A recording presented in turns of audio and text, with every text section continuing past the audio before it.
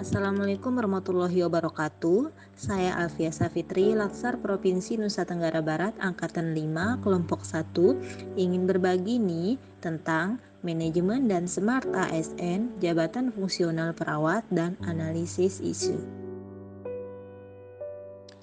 Sebelum saya jelaskan tentang manajemen ASN dan smart ASN terkait analisis isu di Rumah Sakit Manambai Abdul Qadir, saya akan jelaskan tentang Rumah Sakit Manambai Abdul Qadir terlebih dahulu.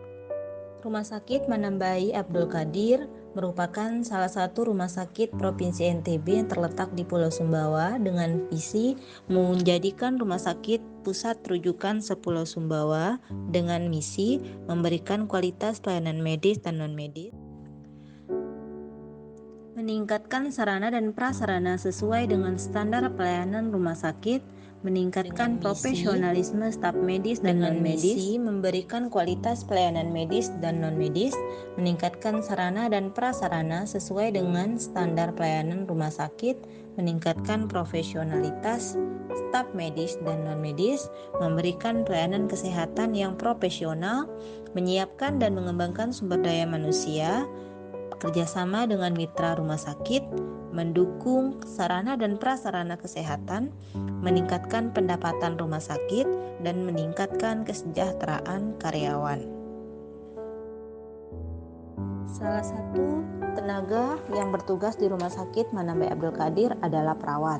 Perawat merupakan pegawai negeri sipil yang diberikan tugas, tanggung jawab, wewenang, dan hak secara penuh oleh pejabat yang berwenang untuk melaksanakan pelayanan keperawatan.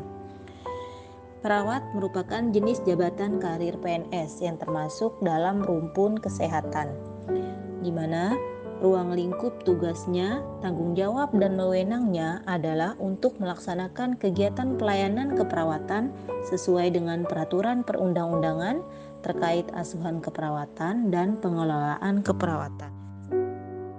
Jika dilihat dari kategori dan jenjang jabatan fungsional perawat dibagi menjadi dua kategori. Yang pertama, kategori keterampilan, yang kedua, kategori keahlian.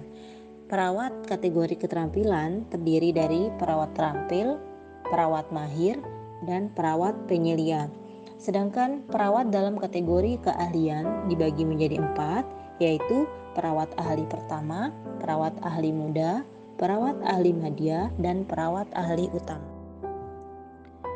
Berikut adalah tugas pokok dan fungsi perawat ahli pertama, yaitu melakukan pengkajian keperawatan, memberikan konsultasi kepada pasien dan keluarga, melakukan komunikasi terapeutik, kemudian melaksanakan manajemen surveillance infeksi akibat pelayanan kesehatan, melaksanakan upaya untuk meningkatkan kepatuhan standar terkait pencegahan infeksi pada pasien dan keluarga, melakukan investigasi dan deteksi dini kejadian luar biasa, kemudian mengajarkan teknik kontrol infeksi pada penyakit pada keluarga dan pasien, kemudian merumuskan diagnosa. Sebagai seorang ASN dituntut untuk meningkatkan kinerja dengan menerapkan manajemen dan smart ASN, di mana harus mematuhi kedudukan dan profesi sebagai perawat, melaksanakan tugas pokok dan fungsi sebagai perawat dengan menerapkan nilai-nilai ASN berakhlak, melakukan tugas pokok dan fungsi serta kode etik dan kode perilaku ASN.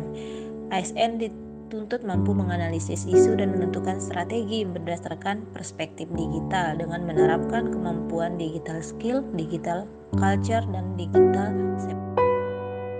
Sekian yang dapat saya sampaikan. Semoga bermanfaat. Wassalamualaikum warahmatullahi wabarakatuh.